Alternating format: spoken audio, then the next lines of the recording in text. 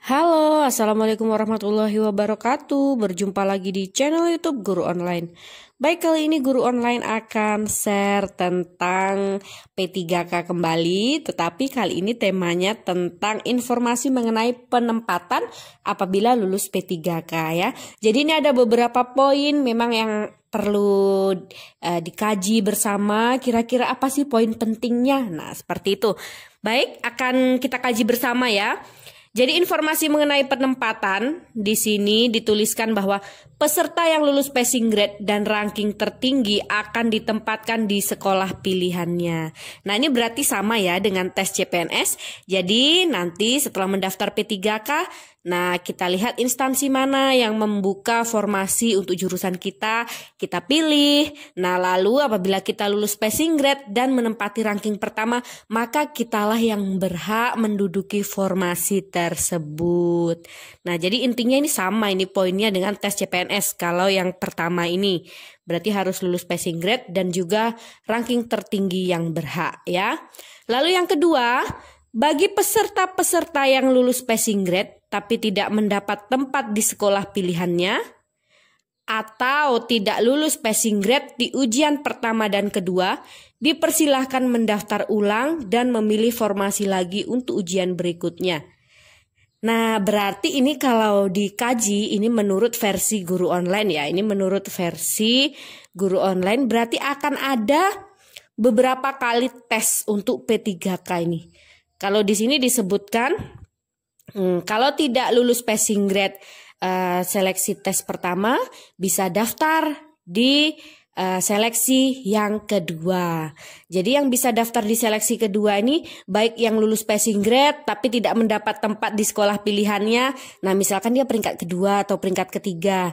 Nah, itu boleh daftar lagi di seleksi yang kedua. Dan juga yang tidak lulus passing grade pun di ujian pertama dan kedua dipersilahkan mendaftar lagi untuk ujian berikutnya. Wah, berarti ini bakal ada 3 kali ujian kalau membaca ini. Pertama dan kedua, boleh lagi daftar selanjutnya. Berarti sekitar ada 3 kali tes seleksi. Nah, baik. Yang ketiga, poin ketiga. Setelah ujian seleksi ketiga, peserta-peserta yang lulus passing grade dan ranking tertinggi akan ditempatkan di sekolah pilihannya. Nah, ini dikumpulkan lagi yang lulus passing grade dan ranking tertinggi akan ditempatkan nih di sekolah-sekolah pilihannya. Sama ya, poinnya masih di nomor 1 tadi. Jadi kuncinya memang harus lulus passing grade. Yang kedua, peserta-peserta yang tidak lulus passing grade dan tidak mendapatkan tempat di sekolah pilihannya setelah uji seleksi ketiga akan di-ranking kembali.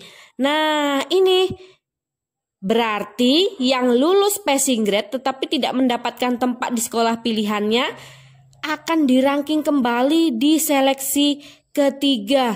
Nah, berarti memang benar-benar harus lulus passing grade supaya apabila tidak dapat formasi di sekolah yang kita pilih, tetapi nilai kita tinggi, tetapi pas di penempatan formasi tersebut kita tetap peringkat 2, ada lagi yang lebih tinggi. Nah, ini di seleksi ketiga nilai kita itu akan di-ranking. Jadi yang lulus passing grade akan di-ranking semuanya, diambil ranking yang tertinggi. Nah, akan ditempatkan di sekolah lain.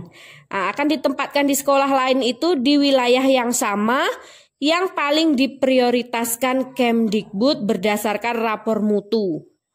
Nah, jadi tetap di wilayah yang sama, mungkin tetap di kabupaten atau provinsi yang sama ya. Kalau di sini disebutkan tetap di wilayah yang sama, tetapi akan dilihat dari rapor mutu di Dapodik. Mungkin mana yang memang benar-benar membutuhkan jurusan itu. Nah, jadi setelah di-ranking semua, ada yang tertinggi akan dioper ke formasi lain yang benar-benar membutuhkan jurusan tersebut. Nah, semoga saja ya seperti ini. Lalu peserta bisa menolak penempatan mereka dan memilih untuk mendaftar di kesempatan berikutnya, tetapi tidak memaksa. Nah, seperti itu ya. Jadi misalkan setelah di-ranking lagi ternyata nilai Anda tertinggi nih, tetapi tidak untuk mengisi formasi yang Anda pilih. Jadi ada nih sekolah lain masih di wilayah yang sama dan benar-benar dari rapor mutu pendidikannya membutuhkan atau kekurangan guru dengan jurusan tersebut. Jadi yang setelah di ranking tadi, yang tertinggi tadi boleh menolak maupun menerima tawaran tersebut. Kalau misalkan menolak, boleh untuk mendaftar di kesempatan berikutnya. Nah, yang terakhir ini peserta yang tidak lulus passing grade tidak dapat ditempatkan sebagai ASN. Nah, seperti yang dikatakan berulang-ulang kali tadi di awal, memang kuncinya berarti harus lulus passing grade.